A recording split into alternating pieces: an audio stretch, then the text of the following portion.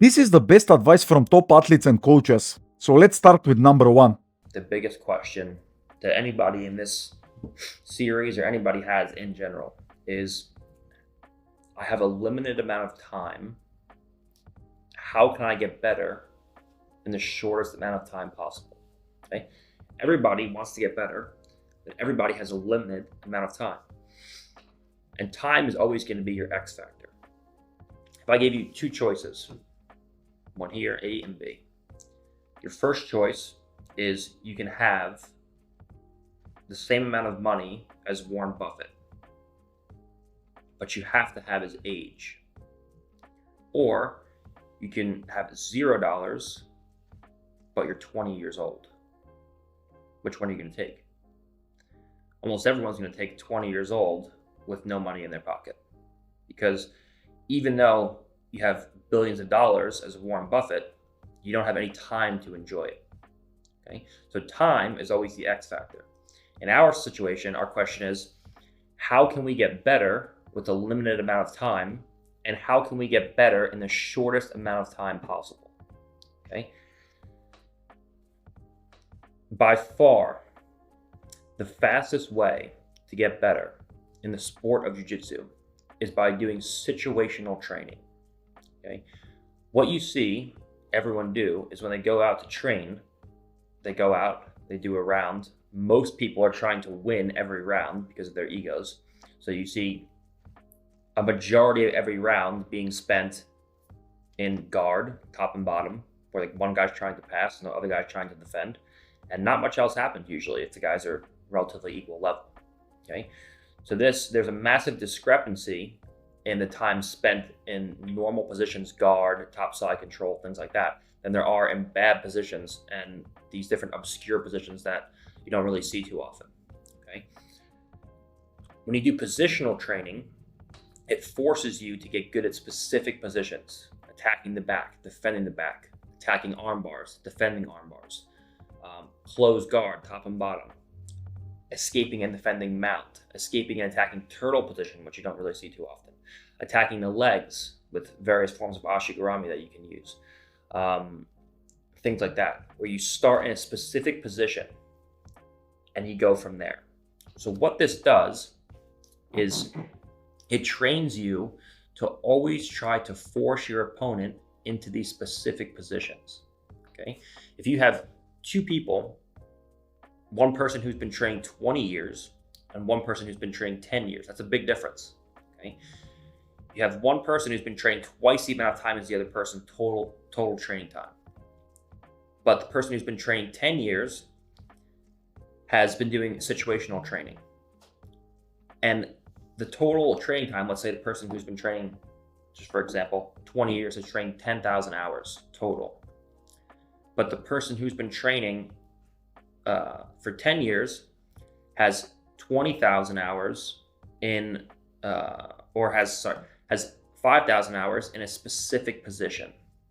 Okay, if you can put that one person in that specific position, most of the training done by the person who's been training 20 years has been done 90% in open guard, trying to pass, trying to sweep, things like that.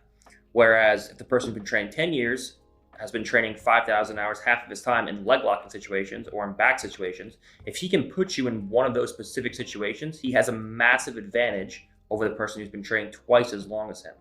Okay, so for example, if the person who's been training less time can put the other person in a cross hashigami, for example, even though the person who's been training twice as long has more overall training time, he has far less training time in that specific position, and the person who's been training less time has far more knowledge than the person who's been training for an overall longer amount of time.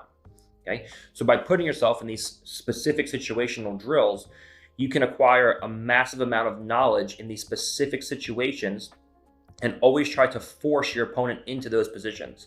So even though they've been training a far longer amount of time than you, overall training time, you've been training a far longer amount of time than them in these specific situations. And if you get to those specific situations, you can always break through to a finish, because from there, you actually know what you're doing. Like what Bernacki did before, he called it like fuck your jiu-jitsu, where it's like he was actually inspired by Ryan Hall. who would basically like approach someone's jiu-jitsu and be like, oh, just fuck this guy, like as in disrespect their jiu-jitsu. Yeah. Or it's like, for example, a classical like fuck your jiu-jitsu example is so you're playing on top, other person's on bottom, and you just let them entangle into whatever they want, and the goal as a top person is not even to escape, it's just to get as deep as you can but have nothing done to you. And so you kind of disrespect their jiu-jitsu, right? You just stay and it's like, okay, Just don't get Pretty much the submitted. same that we do. But yeah. So and then it's just important to have a goal in mind when designing these rounds, right? And so like, for example, like yesterday the class I taught, there was certain goals in mind with whichever round we were doing. And something I think is super underrated that I really like to do when I teach is they'll do the specific round, but then there's also a discussion period, because I think this is a good habit to get in. This was good actually. During the middle of the class. Yeah, he would. So do, like, at the end of the line class, different- right, you have the specific rounds. So I want to hear your Let's take say- on this as well. Yeah. yeah, where it's like you go 3 minutes, you go 3 minutes, and then after that I'll do 3 minutes of them being able to discuss the round. So the prompt I usually give is like talk to your partner, what went well, what didn't, what were some problems and possible solutions. Just so then you can kind of get that discussion going. And because especially when things are fresh in your mind, it's much easier to like talk it through. And it's the best person to talk about it with is the person you just had the round with. Because then it's like you can kind of see it from two different perspectives. Because maybe my impression of something that happened in the round is different from the way you saw it. Because it might not be reflective of the truth. So then you have the person who did it to you. Then you can ask them, oh, what did you do there? I didn't really understand what that was, and so on and so on. And then so using all these things in conjunction, I think like having intention with the rounds you pick and why you're doing the round, but then also having that time to discuss, I think is super important. That's mad. Yeah, because to be fair, when I was watching, because it's also like after you do a round like this, it's so easy to forget what happened during the training, you know. So I feel like that discussion period does help you keep it fresh in your mind. But the amount of times I just forget what Charles happened. has no idea what's happened over the last 2 years. It's just not a clue. But I'm trying to get better. I'm changing. Nah, I've changed now. You're a changed man now. Changed since last Charles. week. Yeah, because I definitely 1 week going strong. Get a badge. Yeah. Because I definitely improved a lot when I was training with Jozef, right? He'd be like, after rounds or after specifics, immediately just talking about what I was doing wrong and what he was doing right, or what he thought I could be doing better. Like immediately talking about it straight after the round, and you can do that multiple times during a training. I feel like you learn more than rather like doing an hour in training. At the very end of the hour, you go, damn, you have to remember the last hour of jiu-jitsu you just did. When it's like, bro, I can barely remember the last 5 minutes I just did. You know, it's like, Yeah. especially when a lot of the stuff I do myself is a lot of like dynamic stuff where it's like I'm not really thinking a lot of the time, you know. You It's a move lot of, a like, lot. yeah, it's a lot of natural movement, and like I have an intention, but every single step of the way is like I'm not thinking about that. Like there's loads of times where I pass people's guard and I go, how'd you pass me? I'm like, bro, I have no idea. I'm just inside control. Just here now. Just here now. I just see red and I wake just- up. I just see red, man. I'm just here. I'm just on your back somehow, yeah. Like, so I think, yeah, definitely those discussion periods. Because because Jozef was the first person I saw do this, right? When I first went to B team, and yeah, it definitely made a difference, helped improve them for sure. And I think it just helps like people understand, even like worse people understand their own jiu-jitsu as well, you know, like just getting to Yeah, know. definitely. Let's say you do it with a white belt. What do you benefit from that post-chat discussion? Me or the white belt. Well, as in you can tell what they Yeah. did wrong. Oh, but me sitting there, I get to let the watch talk for 3 Well, no. minutes, kill the time. But this is something Okay. I think it's most Joking. necessary with someone who's much worse than you, because I think a lot of the difficulty when trying to bridge that gap is there's a knowledge gap, right? So like, Yeah. let's say I roll the white belt, they have no clue what the fuck is going on. So this discussion period is meant to enlighten them and make what's very Yeah. clear to us clear to them. But for you, For me, because then they're gonna get better. They're gonna be able to. I'll tell them exactly what I did. we don't care about that. But No, this is No, investing. This is literally what you've done at lunch bro, earlier. when- This is an investment. When they're getting Yeah. better, you will get better too. See? Yeah. So, all right. So if it's it's a selfish someone, thing. And I'll just tell I them. I'm like, believe that will. Bitcoin, Yeah. sharp. this is what I'm gonna do. If I Give you a was- little bit of that. Yeah. This is what I'm doing. This is how I think you can counter it, and then Yeah. you can even walk through that. It's like Yeah, immediate. yeah. There's no immediate like okay benefit to me. It's like, but Yeah. long term, this is Yeah, a you great want habit to. If you to just do. keep someone with the same move, you may as well teach them the defense because it's like this is getting ridiculous But Yeah, now. because I mean, like for me, like training, it's not the fun thing I get about it. It's not just murking people. If it was just murking people, it'd be like Yeah. super boring. It's pretty It's fun. murking people that give good reactions. I think that is I think more it's fun. like dealing with resistance is the most fun, right? Murking. Or it's like I like I Murking. to. haven't heard murking in so long. What tune? Lost his love. No. Nah, bro, you don't think murking someone is the most enjoyable part of jiu-jitsu? I like marking someone who I think is super good. Yeah, exactly. Yeah, No, that's what I'm but talking then about. you mark them once. What if you mark them 10 times? Yeah, that's Oh, not then I'm fun. gassed. And No, think I'll about be so bored. and I think- like. Yeah, but then they're not good anymore. You must have hated our round, bro. You, but no, think about this. you must have hated that. Even if you think there are no fast benefits out of this for you, if Yeah. you talk to a white belt, there are people that Jozef trains with where he has difficulties to tripod pass them, and they are not as good as you think. But if he goes against someone that is a world champion that never felt this before, like Tommy Yeah. Langacker, for example, he's way better than people he trains with in China, like not Yeah. all of them, but most of them. And he couldn't react to it. So if you talk to someone, even if he's a white belt, talk to him 3-4 times, and it will be already more difficult than sometimes Yeah. against the best people, right? Yeah, straight away it can be more difficult. Yeah, that's definitely, yeah. But in terms of, yeah, I guess then you get better rounds with them in the future. Yeah. Fascinating. Really what I do is I coach according to Pareto's principle. The idea that in an ocean of technique, only a very small percentage of techniques are truly effective across the board for most people, most body types, across all age groups. And you want to devote almost all of your training time and resources into those techniques, and don't get distracted by frivolous or unimportant moves. Focus is everything. If you want to be good quickly, you got to learn focus. And it's not just mental focus on technique, it's the techniques themselves as well, which need to be brought into focus. What are the truly high percentage techniques of the sport? Things get interesting here because 20 years ago, leg locks were not considered high percentage. But you have to be able to bring in the idea of what is their real high percentage value, not what people currently believe. Then you have to have some kind of ability to experiment and say, okay, leg locks actually are high percentage if you change your approach to them, if you make them control-based rather than speed-based. And this is what I do. That's how you can get someone very good in a very short period of time. It's almost like Bruce Lee's daily decrease. Like, he used to say, hack away at the unessentials. Yeah. Philosophically, he was correct, I would say. Like, there's so much to do, but if you spend your time trying to do it all, you really gotta plan what you're gonna focus on. Or else hard work is not always good. Hard work sometimes is a waste of energy. Speaking of watching tape, who are your favorite grapplers to watch and study at the moment, particularly if they're maybe lesser known guys, or you just watch the guys at the top? I study mostly like I've got either a problem I'm having, like I'm trying to work my north-south passing and it's not happening. Who's good at north-south? And I'll start looking around. Like Declan was great on the weekend with his north-south. He made a comment that you were stealing his move. I put a story up. Oh, really? He was like, "That's my move." Yeah. Well, I went and studied because he got past, a few people, but Bilal and Kaya through the north-south position, and I was like, what's he doing different? So things like that.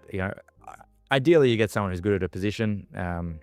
If you wanted to work your berambolas, you'd study Levi or Alpha Mendes. I used to study them a lot when they were competing, the Mendes brothers, and so it's very specific. If I wanted to work my camping, I'd study Jozef or Daiki or someone who's using camping a lot. That's what I love about jiu-jitsu. Like, that's what's interesting. When I stopped lifting weights and doing conditioning, I actually got stronger in training because I started learning how to become more efficient with how I use my body. So then people were like, wow, you got stronger. But I didn't get stronger. I just got more technical. That's interesting. So do you feel, though, that all of your muscles that you use in jiu-jitsu, like they get enough of a workout in doing just the various techniques that you really don't need to add anything to? Exactly. I feel like it's a full body workout, right? So we don't need to do extra things. But what's the actual process of like with the Z guard, all the innovative stuff you've done there? How do you come up with ideas there? I mean, you just studying tape.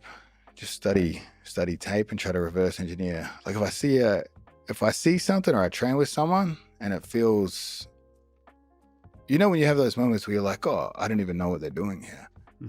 And if you can put someone in a position they don't understand, that's also where they panic. So it's like creating different ways to make people panic. But also, I mean, it's just innovation, like having fun with it. You know, like I guess the artistic aspect of it is fun. You can be creative in how you can beat people. Did you say artistic or autistic? Both. Okay. Both. Just checking. What's your approach to like developing skill in jiu-jitsu? I mean, is it drilling? Is it ecological training? Is it sort of sparring? Is it sort of playful rounds? Like, what do you find works best for you? I think it's a combination of everything. Like everything has its place, and so like if you look at any professional sport, there's various elements to their training. If you look at like anything from if you look at baseball, American football, or like European football, or any sport, like there's a system to the way that they train. And so I think that every single aspect has its own purpose. So if you look at drilling, for example, the purpose of drilling is like, for example, like the way that we drill and the way that I have really always found drilling to be useful was if you're looking to learn a new move, you need to learn how to do it statically against a passive opponent, but that's giving you obviously good reactions, right? Not just somebody who's laying there, but like somebody who's giving you good reactions. So you can understand like mechanically what makes this move work. And then when you go from drilling to like live sparring, it's never like a seamless transition. Like when you do an arm drag in a drilling context, it's never the exact same as when you're fighting somebody with resistance and sweat and fatigue and all these things. But what it allows you to do is understand like what the mechanical elements are of the move that makes it work. And then you start putting it into a context of sparring where as you start increasing skill level, intensity, fatigue, all these elements, you can really sharpen and get really, really good at that move, over the course of time. Sometimes it takes, a couple weeks, sometimes it takes months, sometimes it takes years to get really good, depending upon if it's like one specific move, if it's a whole general area of your game. So I typically like to work on a certain area of my game. Let's say, for example, like Toreando passing. Well, everybody knows like a Toreando pass, like you go around the legs, but that's not the only way to do a Toreando. There's a million variations and a million reactions that you can get. So you have to really spend a lot of time playing with certain concepts and principles, different techniques, different grips, different strategies to get around the legs and things like that. So that's usually like a few weeks of like working on that every single day. Not so much in a drilling aspect, right? Because, I've drilled a million different types of Toreando passes. I know how to do it, right? If you told me to show it to you, I could show it to you. But then you have to start going with different styles of opponent. You have guys that are really flexible with their legs. You have guys that, play more wide legs versus more narrow feet, and guys that are trying to entangle your legs versus guys that are trying to wrestle up on you, guys that want to play more seated, et cetera, et cetera. So you have to spend a lot more time kind of developing this broad area of your game that encompasses a bunch of little techniques and has certain principles, certain like kind of underlying principles that the techniques follow, that the techniques fall underneath, right? So that's like how I would approach like a broad aspect of my game, half guard passing, back attacks, etc., like a broader area. And then if I wanted to work on something that's a little bit more specific, like let's say I wanted to hit a certain submission, let's say I was trying to work on, I don't know, like a back triangle, then I would probably try to work from that position specifically. And I would pick somebody who's not as good as me to where I can play a lot more in that position. And then you start to slowly increase your skill, the opponent's skill set that you're going against, the skill set, the body type, etc. So I'm doing, let's say I'm working on back triangles and I'm hitting them on a guy who's like a purple belt and he's like around 170 pounds. So I can more easily control him physically and their skill level is not as good as mine, right? But they're still good enough to where they're giving me the right responses. Next thing you know, I might get a purple belt who's like 220 pounds. Then I'll start working on, now all of a sudden you have a physicality aspect, so you got to be really sharp with your technique. And you're going to fail sometimes, you're going to succeed sometimes, right? And then over the course of, a few days or weeks or whatever the case is, next thing you know, if you're doing a back attack round with somebody who's right around your skill level, now you can start to really test that move and see where you're going wrong, if it's failing, where you're going well, if it's succeeding. And so that's typically like the approach that I take. I'm always working on stuff, even when I'm in camps.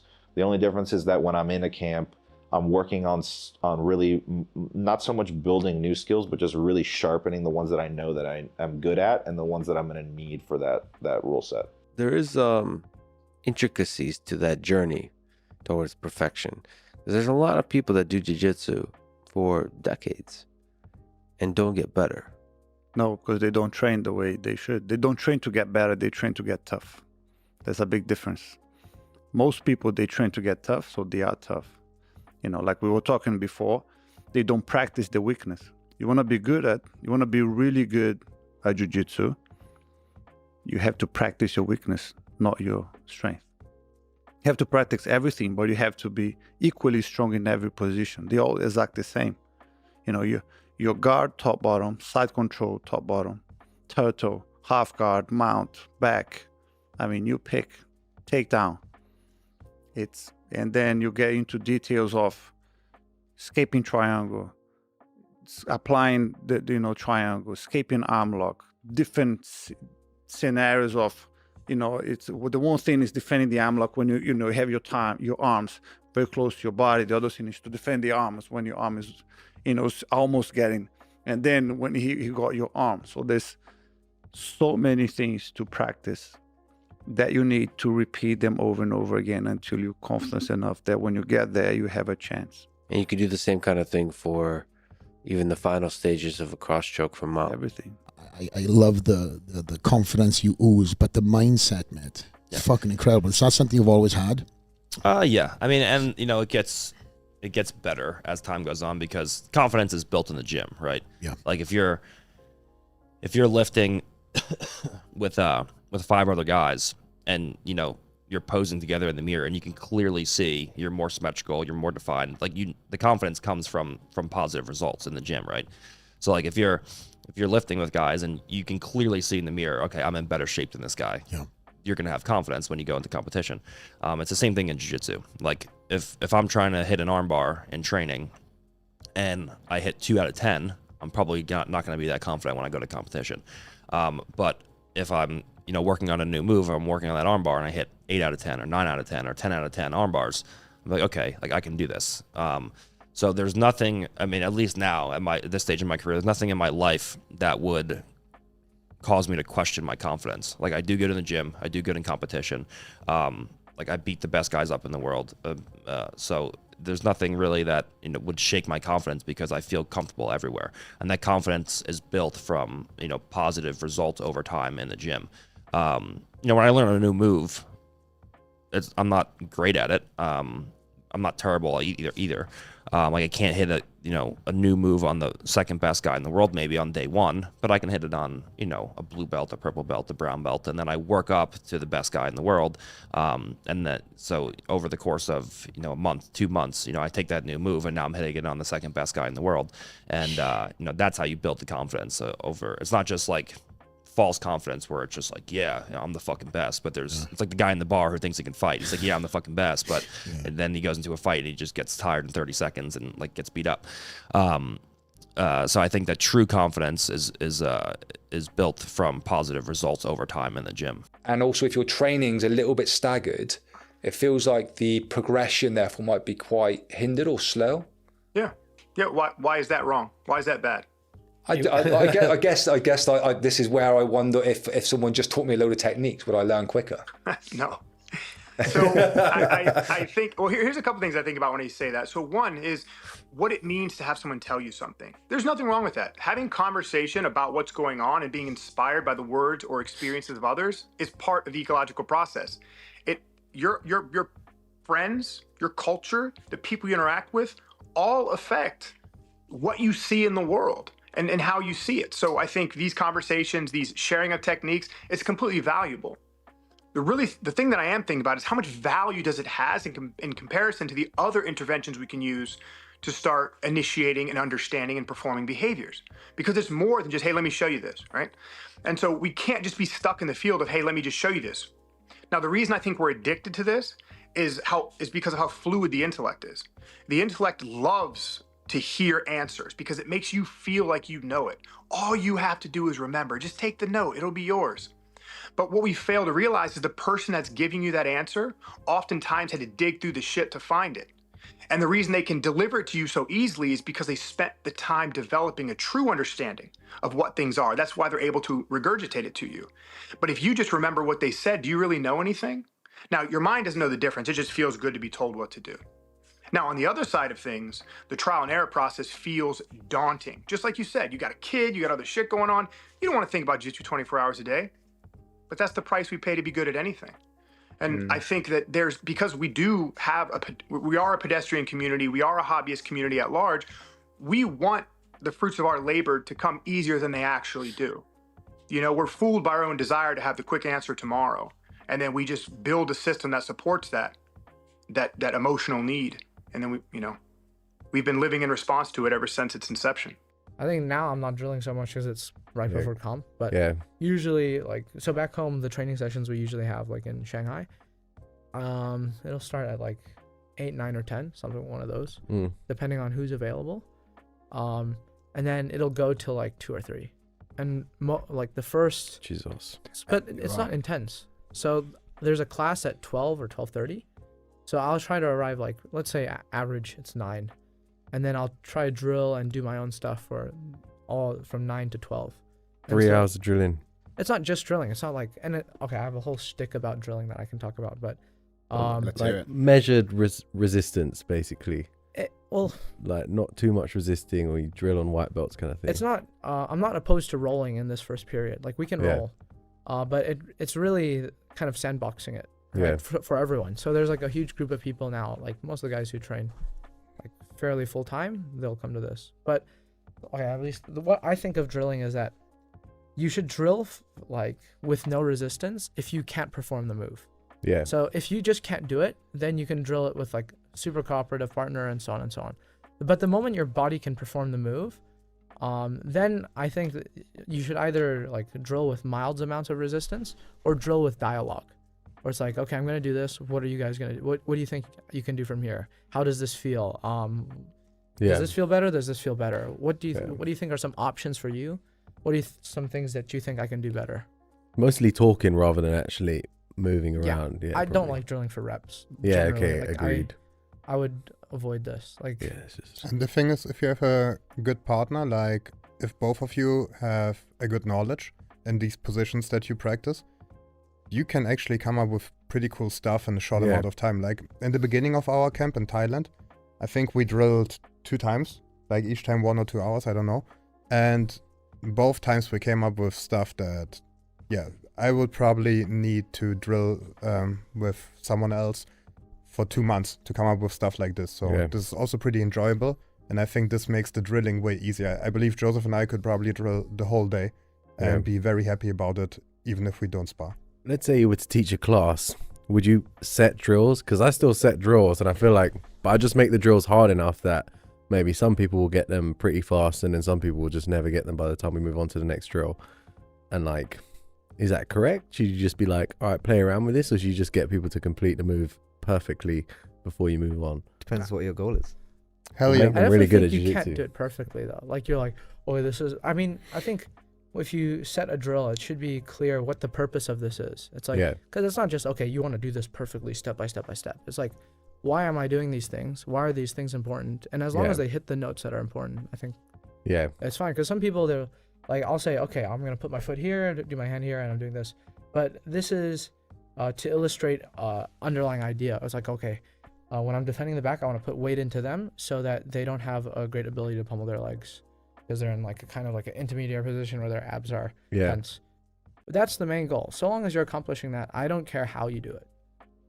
There are the ways that can be better based on attributes, right? Let's say you're less flexible, more flexible, so on and so on. That can be changed, but I think the most important part is okay, what are the notes that are important to hit here? And the same with specific techniques, right? I think as long as there should be some flexibility, because I think it's so hard to say, okay, this is absolutely the only way to do this. If you don't do this, this is fucking wrong. It's it's so difficult to say that. So as long as they have the right idea, they can have little variations and it's fine. And depending on the technique, I think you can encourage thought. It's okay, you can think about what are some options that you would tend to favor from here and how you can play around from this position. Would you say that obfuscates the problem when you have too many options for people that are inexperienced or training 1 to 3 times a week? What does obfuscates mean? Like confuses it with other problems. Oh, okay. Yeah. I mean, Big words. because you're I not know it then. showing, you don't have to show them everything. Like if it's someone like new, I'll show like 1 or 2 options. Yeah. And I'll try to explain the rationale. Okay, why would I do this? Why would I do this? Yeah. And then if it's someone's more advanced and they have other options, they can incorporate that. But if you're Yeah. someone new, you still present it in a way where there's information that is very digestible. Yeah, yeah, okay. Right. So Cool. and then like some people ask questions. He's like, what about this? And then you can build off of that. Yeah. But yeah, you don't always have to show every possible option from, no one does this. I think if you do it right, people will understand it regardless if they come 1 time or 20 times in a week. So let's say, for example, I teach in the BJJ Academy in Berlin. That's where I basically train, teach. Good gym. Go there if you can, Berlin. And Shameless. And like I have people that come in once a week. I have people that come in every day. Yeah. But I have a message in every week. And I think everybody will get the message differently. But even if you only get a piece of the message, it can help you immensely. So I would like to quote Zadulaev. He is the greatest freestyle wrestler of our time. And he pretty much said, the job of a coach is just to show the options. But your job as an athlete is to understand which options are good for you. That means I can obviously show you all the stuff. I can have a vision about your game. Yeah. But in the end, your personality will determine your way in jiu-jitsu. So my job is just to show you all the different techniques, stuff, and you in the end will pick up what is the best for you. I could also tell you, okay, listen, I think it's pretty good if you have this footlock, even if you can't do it for 5 months. Like, I would encourage you to do it if I think it's something very, very important. But this is a rare thing. And yeah, like Jozef said, I do the same. And I think, we both pretty much do the same. We are not teaching moves. The moves are just helping you to understand what we want to get to. For example, if you want to pass a guard with a tripod, okay? If you don't understand how to distribute your weight from the shoulder line to the hip line to the foot line, you will never tripod pass.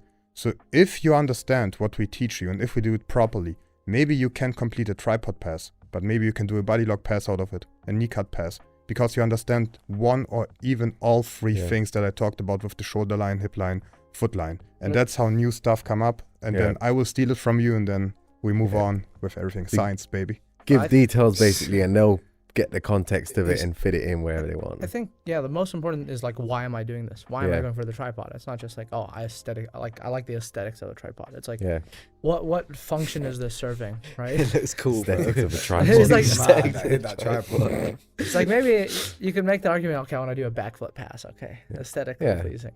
But like, it's like, exactly, right? But why am I doing this? So like we talked about this today. It's like, why am I tripoding up? And then that's the main problem in hand. It's not, okay, where do I do, not the specifics. I think the specifics can be, you can come to that later, but it's like, if it's 2 butterfly hooks, then they can move me to either side. If it's 1, I can move over the butterfly hook, right? Yeah. And so that's really trying to understand that and communicate that, I think, is the most important part. Yeah. So the 3 biggest things, I would say, I liked the there's one point about how you have to have your teammates in order to do anything. I think that a lot of times people in jiu-jitsu, they forget that you need another person to practice, right? So I thought that would like make sure you're a good teammate. You know, your goals will exceed your training room, but you need the training room to reach your goals.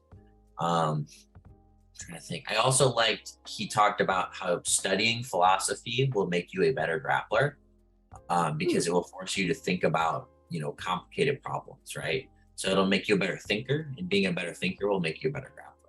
So like a lot of times people will, when they train, they'll just try to look for like quick fixes, but they'll understand like short term, but you want to be able to connect concepts over time. And so that's something that I've been trying to focus on in my training for the last like year or so. And love that. It was very validating to hear, Coach Danaher say it in his thing, because that was like, okay, someone who's like way more accomplished than I am thinks this, well, then maybe there's something to this idea. And then the third thing that I really liked was the idea of using trickery instead of tricks. So like when I was coming up in the lower belts, I was really into worm guard when I was doing gi. And worm guard was a trick, basically, because I was able to beat guys who were better than me because I had this trick, right? But the problem is that once they learn the trick, then the trick doesn't work anymore. So trickery is like using like if I like it's just using different, you know, misdirections and setups and all that kind of stuff in order to do things versus just having a trick, right? So trickery will get you further than tricks. How has Eoghan approached his development over the years? Best tips on improving at a quicker rate. Talking about jiu-jitsu, yeah. Finances, personal finances. Well, it's actually quite closely linked now that you mention it. So how I have improved my personal finances is I've been thinking when I'm training, what basically self-assessment, right? You got to assess yourself. What am I best at? What am I shittest at?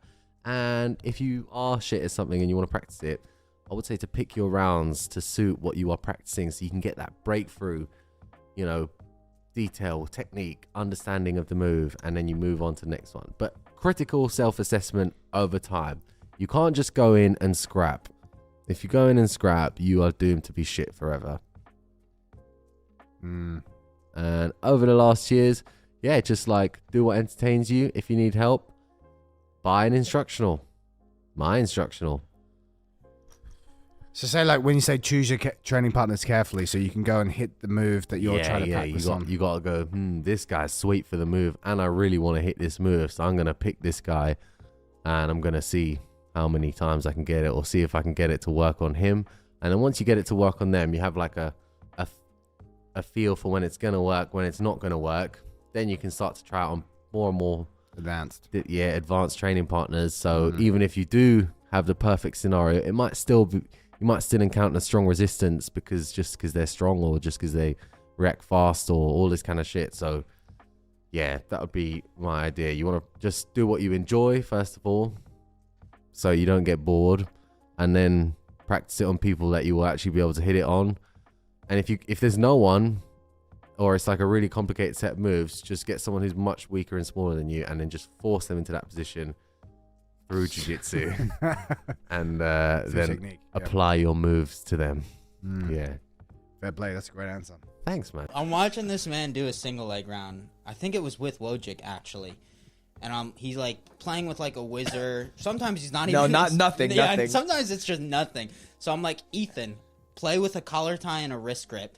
He starts, just immediately puts the hand on the back, doesn't take a collar tie or wrist grip, and gets taken down. I'm like, okay, very, very coachable athlete here. Trying to teach an old dog new tricks. Yeah. Like the simplest thing, I just told you to take a collar tie and a wrist grip, and and then afterwards, I'm like talking shit. I'm like, dude, why didn't you take a collar tie? He's like, dude, he's just gonna take him down right away. I'm like, dude, just try it. How do you expect to develop new skills without trying new things? I'm gonna go back here to when I started jiu-jitsu. I started jiu-jitsu in 2001, when I'm about 14 years old. In the beginning, all I would do is I would try to pull close guard, use the hip bump sweep, and get the mount or get the kimura. That was my game. I would do that against everybody. But then at some point, people started not letting me close the guard anymore. So I couldn't close the guard. They would start very low and there was no way to close the guard. So then I tried spider guard, but to me, like I had to be flexible and this and that. It was just not a good fit for me. Like I didn't feel I was flexible enough.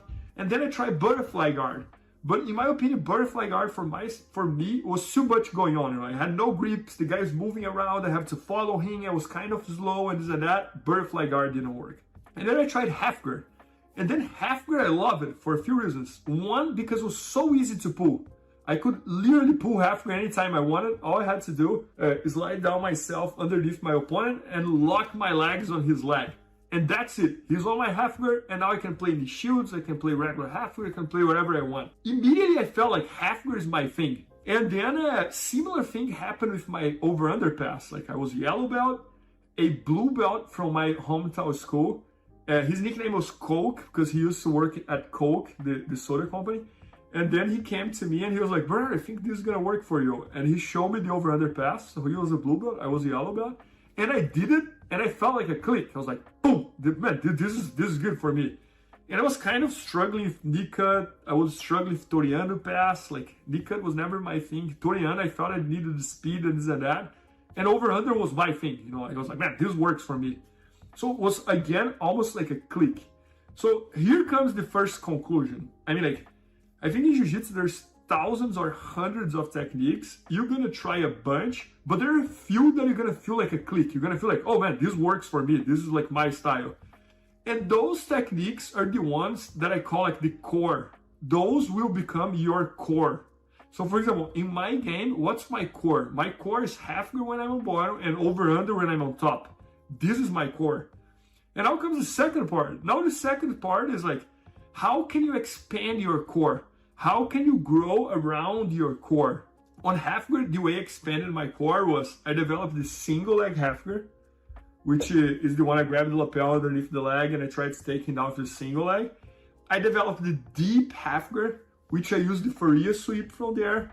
And then I developed the half deep half guard that I also used the Faria sweep from there, grabbing the lapel and bumping. So then I had like single leg half guard, deep half guard, half deep half guard. And then I developed the Turkish getup from the deep half guard. So I was in the deep half guard and I could sweep my opponent, lift him in the shoulders. So it was all around the half guard. And then at some point I was training so much with the same people that I noticed that they could stop my half guard. My half guard was not working anymore. And then I went back to the close guard because it was such an easy transition between going to half guard to close guard to half guard. But you can see that the whole time I was expanding my core. My core was half guard, and then I added deep half guard, single leg half guard, Turkish getup. I started playing the half deep half guard with the Faria sweep, and then I went to close guard. So you can see that I was always like trying to go around the core. And same thing for the top game. So over under I felt was my thing. So then I started developing a bunch of like moves and almost like details and how to answer the what ifs inside the over under pass. I was not trying to do the cut anymore. I was not trying to do leg drags anymore. I was just trying to do the over under pass as much as I could and understand every single what if that can happen inside the over under. What if they push my head? What if they push my shoulder? What if they control my pants? What if they control my elbow? What if they hip escape? What if they bench press? And I tried to answer every single question. And then I started developing a lot of entries for the over-under pass. Entries from the lasso guard, entries from the spider guard, entries from the De La Riva guard, entries from the butterfly guard, and etc, etc, etc. And then I started learning like how to finish the over-under. If when I get the side control, they try to push my head inside the inverted triangle. If when I get the side control, they try to block my triceps and I cannot hold the head. So how I would solve those problems? So I was always expanding and expanding and expanding and expanding around my core. So I think like this is the borderline of how I developed my game. Do you believe in overtraining? Do you think you can overtrain? I used to not believe in it, but then I got hurt. I was like, all right. Oh, you attribute that to overtraining the bicep? I think, dude, I'm telling you, I lifted like a bodybuilder for like 7 years, and by lifting, I mean I was lifting 7 days a week, and I trained arms most days. Like almost every day, I would do like 4 or 5 sets and get a pretty good bicep pump. In addition to my lift, I think that had to contribute somewhat towards my. What about? My training? Yeah, fair enough. Well, what about on the actual mat overtraining, like spending too much time on the mat? Well, like psychological, physical overtraining. I think you can definitely overtrain, but it's more of a like as your body's healthy, you have to make sure your mind is sharp. Like sometimes, maybe taking a day away or even diverting your attention in a different aspect of training can help you be a little bit sharper overall. Sometimes it can be like it can get a little like stagnant because you're doing the same stuff over and over. But I think if you just keep like overtraining, then your overall baseline just gets higher, and you become accustomed to that. What about you? You don't seem like a guy that I've heard of it. Never been close to it. No, I think controlling how hard you train is definitely protects you from injury. You know what I mean? Like if you're redlining yourself and then you're fighting to the death in the gym, that's 100% when you're going to get injured, going to get sick. So I try to make sure I've had enough sleep. I've had obviously enough food post-training, and that sort of helps me to train a bit harder, but still try to avoid redlining myself too much. I think establish also like what days are going to be your peak days, because you throughout the week, if you're training 7 days a week, you're going to have ups and downs. Like for me personally, Wednesday, Thursday, Friday, usually my best days, and besides that, I also have other great days. All my days are great. But Monday, Wednesday, Friday are also great. You're like unable to admit that some days are rougher than others. I love it. I'm always on, bro. Okay. Usually if I encounter a problem in a specific round where it's like, oh, Get I into was that doing an mic. open round here. Get into the mic, Joseph. Come on, man. I was doing a specific round with someone, not necessarily like a positional round, but like an open round. And a specific situation happens a lot. Like, let's say we enter this, like, I don't know, let's say a backside 50-50 multiple times. We can think about ways to either prevent it or correct it from that position, from both perspectives. Well, you'd correct it from a defensive perspective, and then you'd think about offense from the offensive perspective. But then, let's say it's something that's happening a lot and consistently. You want to think about why it's happening and then what you can do from there, right? And it's usually not because, okay, I'm thinking about, okay, I need to do more backside 50-50 defense. It's because, okay, I'm maybe getting put there a lot, you know? Yeah. Yeah, It should be like, why is this? Oh, sorry, No, I usually learn the most from play as well, you know. It's like, okay, I get hit with this outside heel hook from the reap, and then I'll go with Jozef, and then we'll play around the position. I'll ask what he does, some of his thoughts on it, and then mine, and then I'll go to Eoghan, and he'll have a different opinion, right? And then you can kind of then develop your own opinion from there, you know. I think this is also good. It's like, he has one escape, he has another escape. Maybe his escape works better for me than his escape, because he has this flexibility that I don't have, whereas I'm similar to him. I think this helps a lot, especially when you have good people around. Like, I'll ask, I guess this is unfair advantage as well, but I get to ask good people all the time about certain things. For example, his J point is just ridiculous, right? And then I get to go ask Owen, how do you defend it? And he goes, you can't. And then I get to ask Taylor, how do you defend it? And he goes, you can't. I'm like, fair enough. Well, we're all fucked then. His head movement is Should have asked Levi. Yeah, I did ask Levi, yeah. He just said, get good. Travis Stevens actually said something that changed the way I see training. He said it as a side comment, but he said that at the end of a good training session, your mind should be exhausted, not your body. And I've, for most of my life, saw good training sessions where my body was exhausted. Yes, I believe that's the case with most people. Yeah, you should come out of the training session with your mind buzzing with ideas, like possibilities for tomorrow. And by the way, on that note, I would go further and say that the training session doesn't finish when your body stops moving. It finishes when your mind stops moving, and your mind shouldn't stop moving. After that session, there should be analysis. What did I do well? What did I do badly? How could I do better with the things that I did well? In truth, not drill. Well, I mean, it depends what you define as drilling. Like, you know, I think Levi came through a form of drilling. Yeah, not so much now that he does that, but there was a form of drilling where you basically put a timer on and you rep out the move 20, 30 times for 5 minutes, and then your partner does, and then you go back to your 5 minutes. And that's literally just reps. I still think for some moves that can be beneficial. Levi even does solo drills now. He's like shadow drilling. Yeah, so, you know, I guess there's like shadow boxing and shadow wrestling. Maybe the best guard player in the world, maybe the best grappler, who knows? He's doing solo drilling, and he comes back better, which is crazy. Maybe everyone should start doing shadow drilling. Yeah.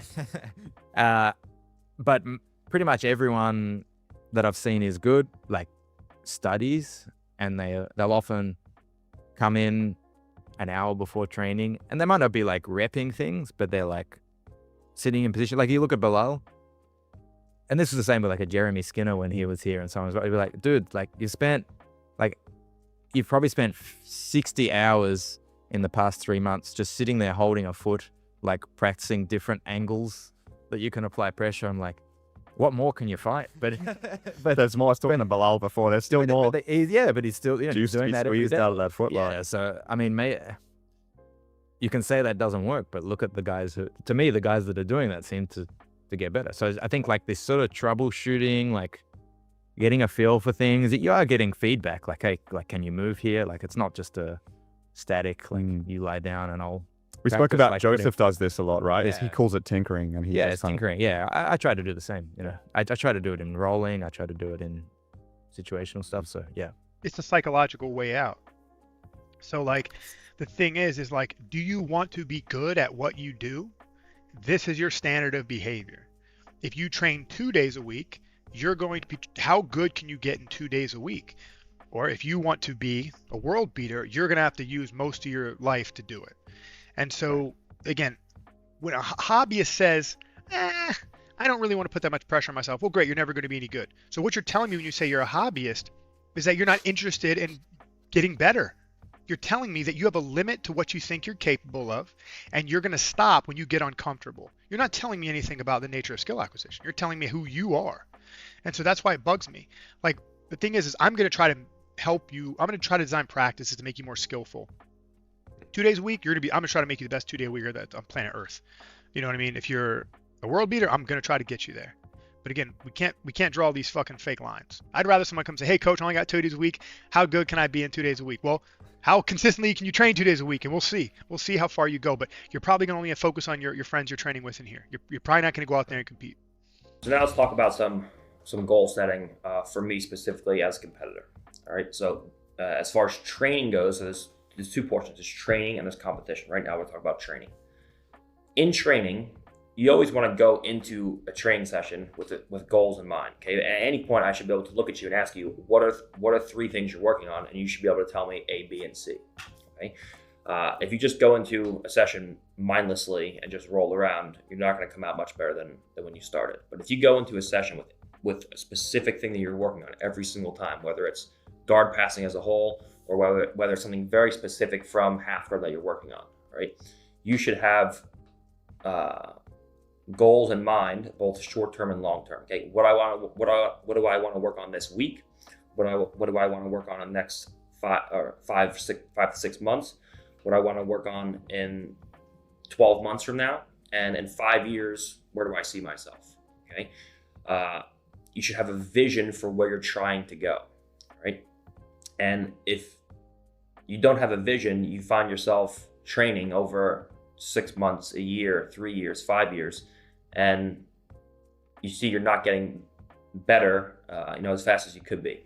Whereas if you have a goal, if you go in there, you say, today I'm going to try to force a guy into a flattened out half guard and pass him more. Today I'm going to try to take a guy's back and trap a wrist in a certain way.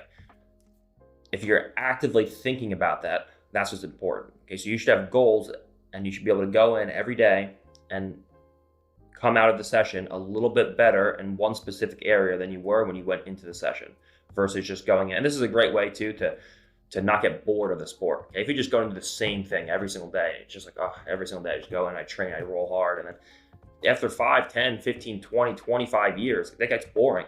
But if you go in every day and you're learning something new, that's a great way to keep your interest in the sport. So you should always have short-term goals and long-term goals for training. Okay, now short-term goals are anywhere from a week to a few months, and then the longer-term goals will be from 1 year, 2 years, 3 years. Where do you see yourself in 5 years? Okay, when I was when I was 15, and 5 years from now, 10 years from now, I was looking at myself like I'm going to be one of the best guys in the world, if not the best ever. But obviously that's a long-term goal. When I was 15, I was just a white belt. I was just trying to figure out how to not get my back taken from half guard. I wouldn't even use a whizzer. I would just go with the half guard and get my back taken every time. Right, so you have to have the short-term and then the long-term goals. Yeah, I love doing the tinkering stuff, kind of just talking about moves or ideas with especially like Jozef and Eoghan. There have been so many times in this camp where I feel like it's us and a couple other guys have just been sitting in the corner, just kind of worked. And we're 10 steps beyond, or not even beyond isn't even right. We're just 10 steps in a different direction from what's being shown. But it's we kind of take one thing and then it's okay, what would you do if they do this? And it's oh no, I don't know. So let's try this, and then we're kind of in a the flow chart is we're way off map, but it's still creative, and we're learning, and it's enjoyable. Still relevant though, isn't it? Still relevant, isn't it? Yeah, it's relevant, and it's also relevant to just kind of the game, right? The leg lock game, or whether we're talking. Then it's okay. I remember when Jozef and them first came. Every time we would do a leg lock round, Joe would try to omoplata me. and then now I'm trying to do omoplatas to other people, you know. So it's like you just steal like little things, you know, and it kind of helps you. Maybe some things work, some things don't, but either way, it's like you're learning. Your understanding of grappling becomes better. Like, what are the things you think should be focused on if you were to hypothetically go back in time and tell younger you, like, how do you expedite your progress as fast as possible? What do you focus on? Honestly, I would say just training in such a way to avoid bad injuries. So some guys get so pumped up for training and they want to fight hard and they want to beat their training partners that they just get injured all the time, or they're injuring their training partners. Like, just finding the right group of people to train as hard as you safely can. Because it's like, it's who sticks it out. It's like who can last, you know, because you're putting your body under a lot of stress. It's probably the same in weightlifting, where guys will push too hard, injure themselves, they're gone for 6 to 12 months, and then it's super hard for them to come back. A range of reasons. The single most important is persistence. People will point to all kinds of virtues amongst athletes. This guy's the most courageous, this guy's the strongest.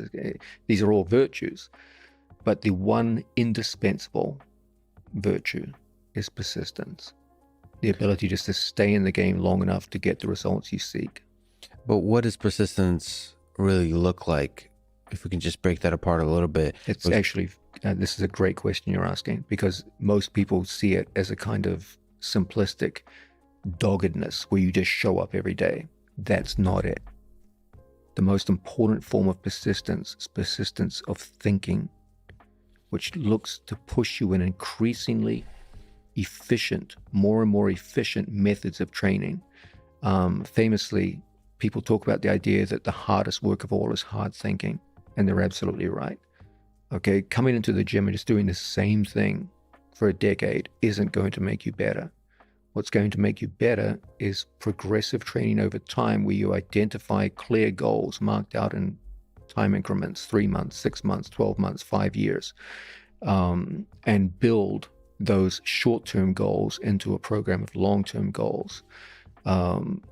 Making sure that the training program changes over time, so that as your skill level rises, the challenges you face in the gym become higher and higher. And when I say passion, like, I want to go there and give everything I have. When I say everything I have, like, I don't want to let no one decide my match. I don't want to let no one decide the course of my life, because every time I'm there, I used to have the feeling that, like, okay, this is going to change my life. This is my, like, a job interview right now. I gotta go over there and give my best. So when I go over there, even like I kind of like recognize the referee. Even I know, like, I know that person. Oh, that person like referee my match before. I don't want him to be responsible to giving the match. I want to go there. I want to be responsible to win the match, and I don't want to even like wait to the end of the match. If I have a chance, you must be responsible to try finish the match. You don't want to be like, oh, but the referee should have given. No, you the responsible. Don't wait till nobody give you a win. You need to go over there and try to finish. And that's what I did. And that's kind of like the only advice that I feel is solid that I can give to whoever is competing today. But I mean, back to the question where it's like favorite instructionals, like back then it was like these were what I watched. I didn't really, I mean, I watched a bunch of crazy instructionals, but then I basically, after ADCC 2019, I was like, okay, who's the best grappler? I was like, Gordon. So I'm just going to watch all the stuff associated with him, so Danaher and Gordon. And so this is basically, all my early instructionals were from them. So like instructionals that I really liked was, I think underrated ones are like Danaher's half guard passing and dynamic pinning for go further faster. This was super sick for my passing. I mean, this was, even now, like there are a lot of those themes in my game, like heavily. Gordon's seated guard, thought that was sick. I mean, this heavily influenced my style of play. Like a lot of my butterfly guard, I like pinch headlock, and all of this was basically from watching that instructional. And then like there are a lot of other like Danaher ones I really like, but it really depends on what area of focus you want. But do you have like, yeah, I was gonna say Bosch. It's good. The only other person I've watched is Lachlan. You watch any Lachlan? Not Giles. too much. I mean, I watched Mr. Giles. I watched his 50-50 one after ADCC, but other than that one, I've watched some of his, what's it called, front headlock one, his half guard one. Before he was known as a leg locker. His cat and dog one's pretty good. Actually. It was like his half guard passing. He won got third in the absolute. Yeah, this was before it was like he was before. still big on Fanatics, or it was like his half guard anthology, right? And then That's what he was known for. And then he won the absolute. Then he was like a leg locker and super flexible. Yeah. I think something Lachlan does super well is like body lock. His game is the body lock one is Fucking also good. quite good. Yeah. But it's like he's fairly knowledgeable in all these different areas. I feel like his game has shifted so much. Yeah. You know, like obviously after ADCC it was like K guard and stuff like this and backside 50-50. But before that, I knew him for body locking and half guard. So it's like it's quite interesting. Do you have like an approach when you watch an instructional? Or you watch like informative videos? Generally 2 times speed, and then I don't really write down notes. I did at the beginning actually, but I moved to just screen recordings. So if any important part, I'll screen record it so I can kind of, it'll be like 1 or 2 minutes long. Yeah. Even like maybe 15 seconds long. Just But more just so digestible. it's so easy to access. As opposed to having to scrub through a whole instructional again. I much rather just have those little quick recordings. Would you watch until you see a move that you want to try, or like a segment, and then you go, or would you just watch the whole thing and then have all the segments and then go through them? I kind of watch till I think it's enough. Yeah, okay, yeah. Because sometimes you'll be like, okay, I know this, I know this, I know this, I know this, and then oh shit, okay, this is cool, and then you feel like you can keep like, then you're like maybe you're tired or whatever. But if it's like, oh shit, I can keep watching this, I'll generally keep watching. Yeah, okay, Because it's like it's a matter of how much you can focus on this, right? Yeah. So if it's like, okay, I can't really, I'm not getting much from this right now. Probably not That's gonna it. do It's that enough. one. Yeah. You just leave it. Come Fair back to it enough. later. Yeah, but then the screen recordings help because then if it's something like super valuable, I don't have to go through the whole instructional again. So yeah, and then I can just pull that up while I'm drilling or about to practice. So I can have this fresh in my mind. Yeah. Worst advice I ever got in my life, in my jiu-jitsu career, stop using strength.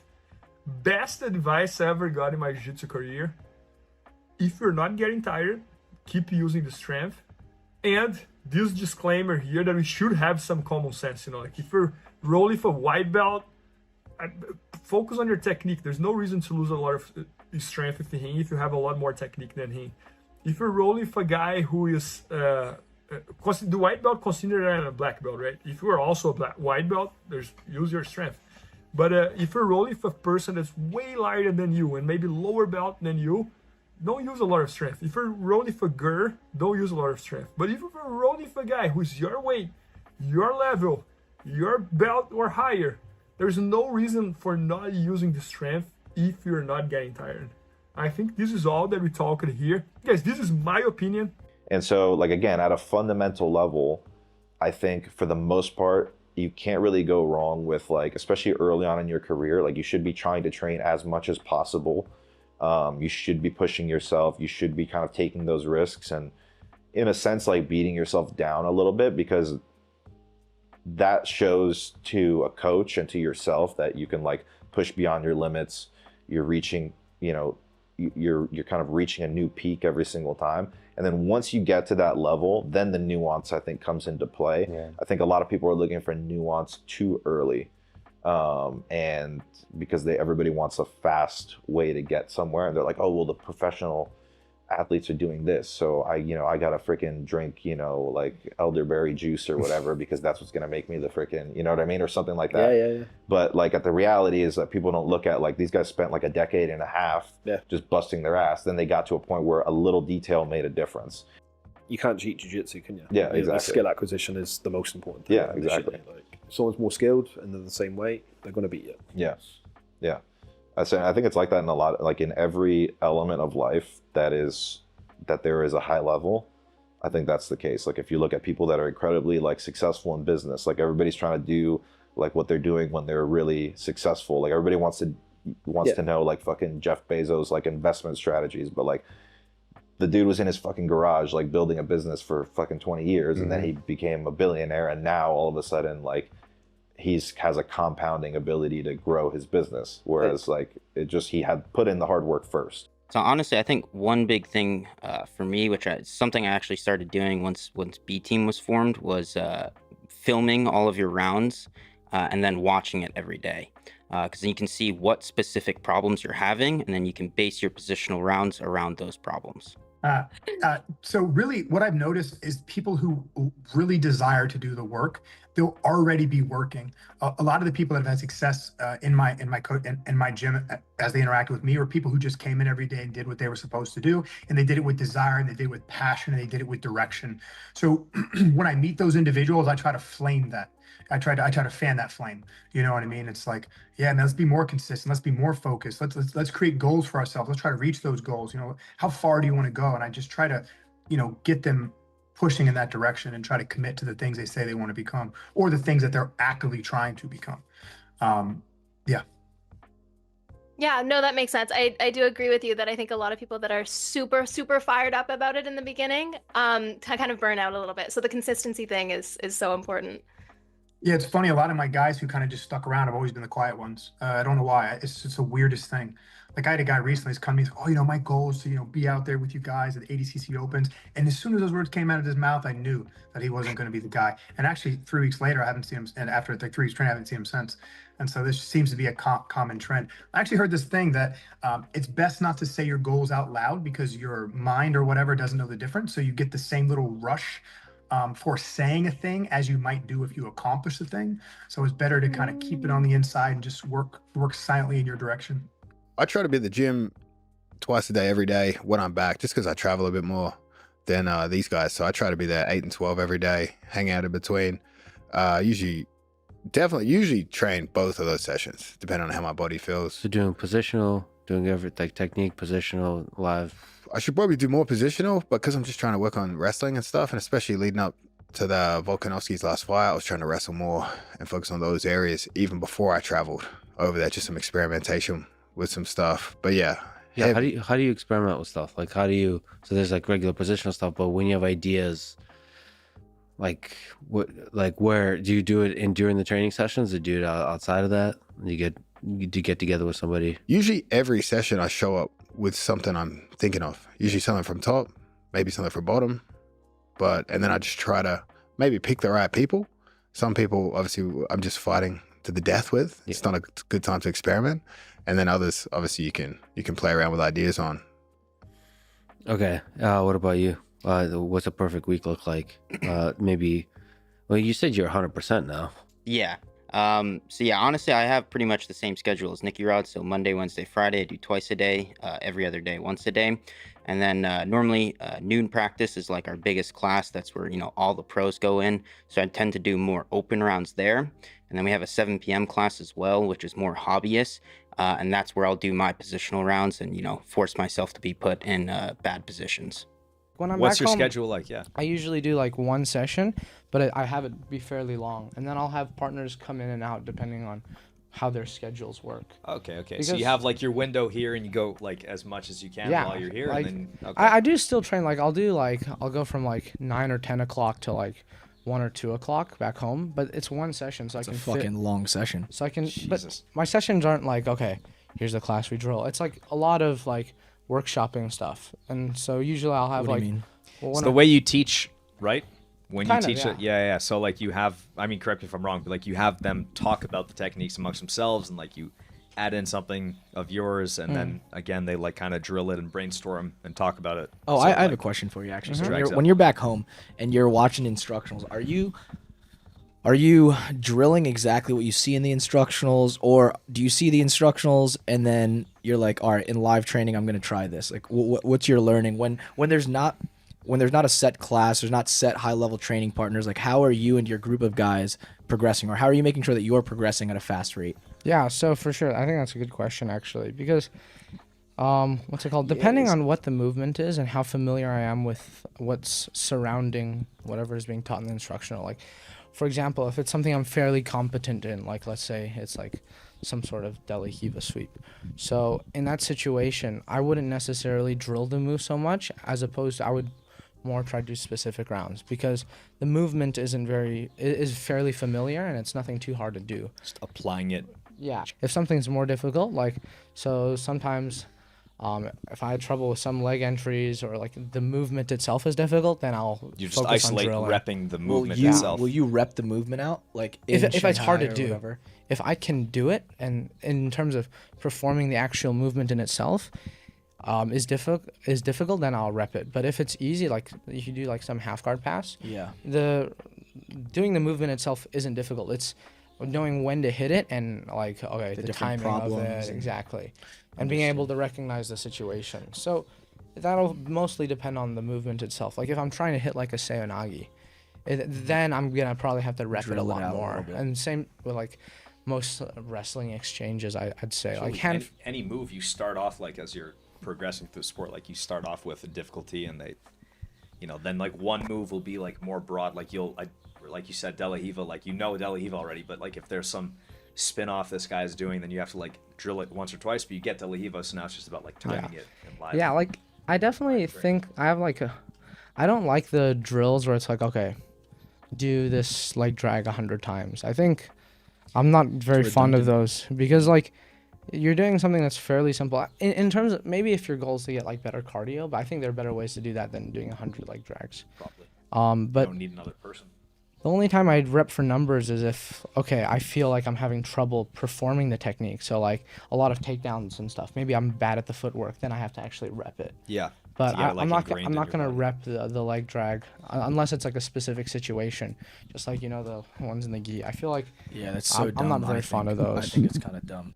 I've always believed that two things will create whatever effectiveness you have in grappling. Those are your skill set and your attributes. And the best athletes are those who excel in both. Don't kid yourself. If someone gets twice as strong by some kind of magic potion, they're going to be a more effective grappler. If someone gets twice the level of endurance that they had previously, they will be a more effective grappler. These physical attributes have a very important outcome on the a very important effect upon the outcome of matches. It's always a good thing to be stronger. It's always a good thing to have better endurance. It's always a good thing to have better balance or whatever other attribute you throw out there. Gordon's point was, okay, everyone agrees on that, but there's a problem. In order to build these things, you have to carve into other elements of your training regimen. And then it becomes, well, which becomes more important? Increases in strength or increases in skill? There comes a point where investing in strength training starts to get diminishing returns. I can't tell the difference between someone who bench presses 300 pounds on the mat versus someone who bench presses 400 pounds. But that's a big difference. That's a 100-pound difference. And for an athlete to go from bench pressing 300 pounds to 400 pounds, that would require a great deal of training effort and focus. But if I can't tell the difference when I grapple them, then why bother? Okay, once you get to a certain strength level, it doesn't really help that much to go from a 400-pound bench press to a 450-pound bench press. At that stage, you're really getting a diminishing in returns on your training investment. Now, skills, on the other hand, experience far, far less in terms of diminishing returns.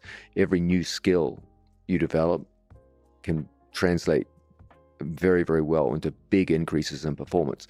Try to learn everything. Don't close your eyes and close your mind for what your instructor is teaching you. But also try to pick a few moves, like 1, 2, or 3, that you feel really match with your game and your style. And try to master those moves as much as you can for months or years instead of just weeks or days. I think this is the bottom line of this video. Like, don't try to pick a move, work on that move for a few days or a couple weeks, and then you jump to the next move, because you're not gonna master anything. And every time I look to the very best jiu-jitsu athletes in the world, they always had like a very specific game and a few moves that they were better than everybody else in the planet. So for example, if you look Jorge Gracie, everybody knew that he would pass the guard with pressure passing, he would get the mounts, and he would go for the cross-collar choke. And if he's on bottom, he would play close guard. If you look to Marcelo Garcia, he had a few moves that he was the best in the world at it, like arm drag, X guard, guillotine, crucifix, and even if you look like Gordon Ryan, he started with leg locks. He was the best leg locker in the world.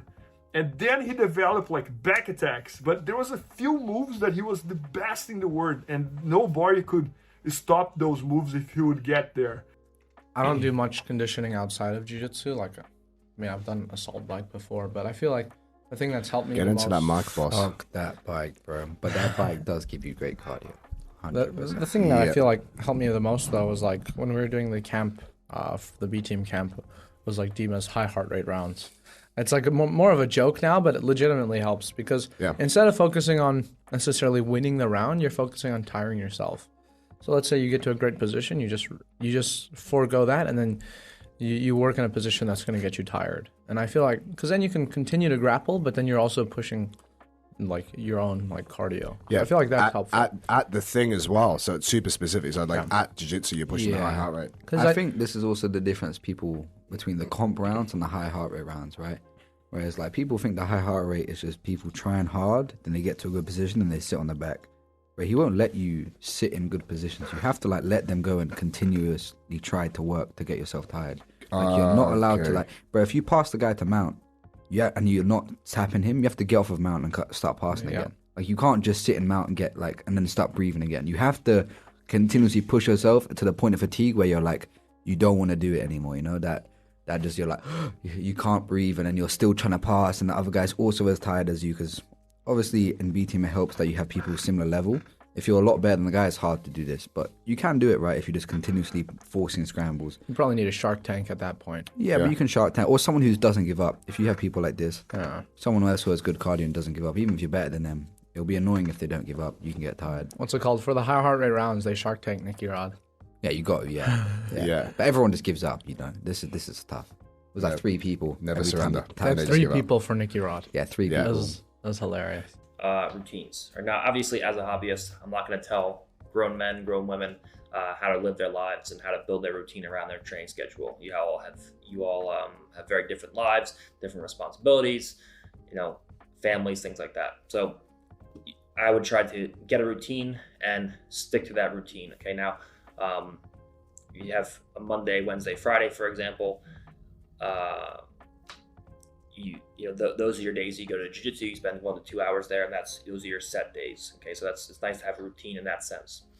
Now, as far as a competitor goes, again, if your goal is to be the best in the world, the best ever, you have to have a routine, and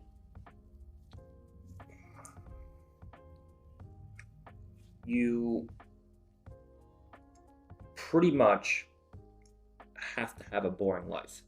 You can't do things that normal people do, like normal teenagers or normal 20-year-olds do.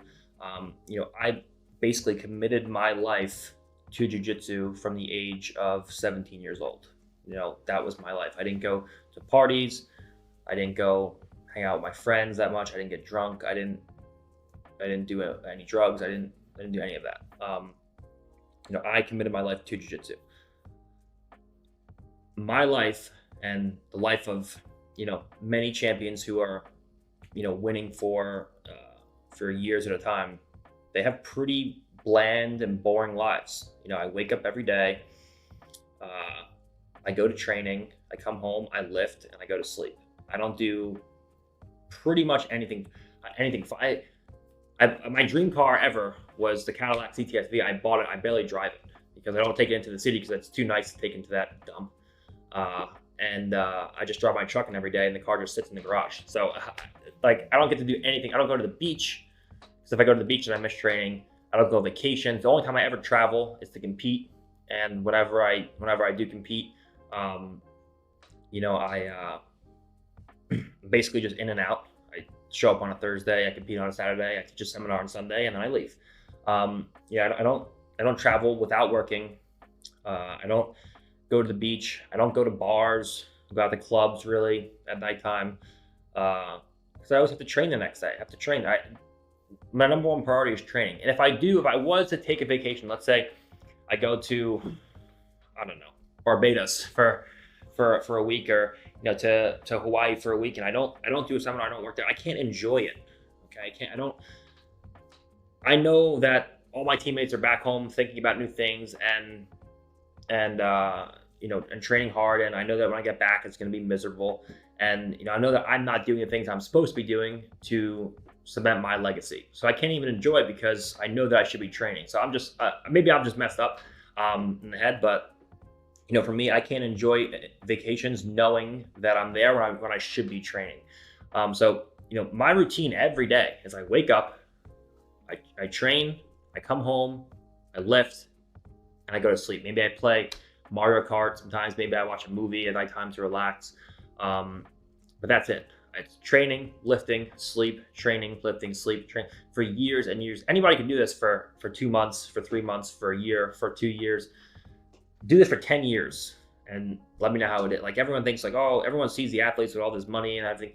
Like try to do this for 10 years. Like don't hang out with your friends. Don't go to family gatherings. Don't go on vacation. Like you have to have a routine. It's very, very important. And that's just how it is. That's how any champion doesn't, any great champion in the world never trains sporadically. George the same way, St. Pierre, he had routine. All these guys, all these, Michael Jordan, we've watched the Jordan documentary, the hardest worker in the room. These guys had a set routine and were only focused on being the best they could in their domain. And you have to have the routine. So my life is that. These other competitors in our sport want to train 3 times a week. They want to spend their time, traveling, sitting on the beach doing things. After a big tournament, they go out and they party, or they go back home, wherever wherever they're from, to relax for a few weeks. Like, what is that? Like, what are you doing? You should be training 6-7 days a week, multiple sessions a day. Every day you should be better. Like there's no rest time. Like I can't even think about taking a vacation. Like the only vacation that I had, it wasn't even a vacation. It was after I won ADCC. I beat Polaris. I beat Gabriel Gonzaga, and then I was recovering from a ton of injuries. And I bought my car in Reno because I was already in Portland fighting for SUG. So I just drove my car from Reno back to Boston to film, and that took me like 5 days. And I stopped like in a few places here and there for like a few hours. But it wasn't a vacation. I just drove a car, my business car that I use every day for traveling to work, from Reno to Boston to film. So that was 5 days. That was the closest thing I've ever got to a vacation, really, without working in 10 years. Okay, like I went to Hawaii. I was there teaching privates the whole time, teaching seminars the whole time. I went to Singapore, teaching private, teaching seminars the whole time. Like I don't ever travel and do vacations without working. Like I haven't taken a vacation in 10 years, like a real vacation in 10 years. I'm sure I travel to nice places, but it's always working. I don't get to enjoy anything. That's how you should be. That's how your life should be as an athlete. You didn't sign up to be an average person where, you go to work for 8 hours a day and you get to hang out with your friends at nighttime. You get to go out to clubs, skip a day at work, go to the beach. That's not what you signed up for. You signed up to be someone who's more than the average person. You signed up to be an athlete. You signed up to be the greatest of all time, the greatest ever, one of the best ever in your sport. And you don't get there by taking days off or having sporadic training and doing things that you want to do. You do it by doing things you need to do, which is having a routine and training and focusing on that only goal of winning that next competition. When chicken corn, so the corn can grow, mama. Hey, when chicken corn, so the corn can grow. Now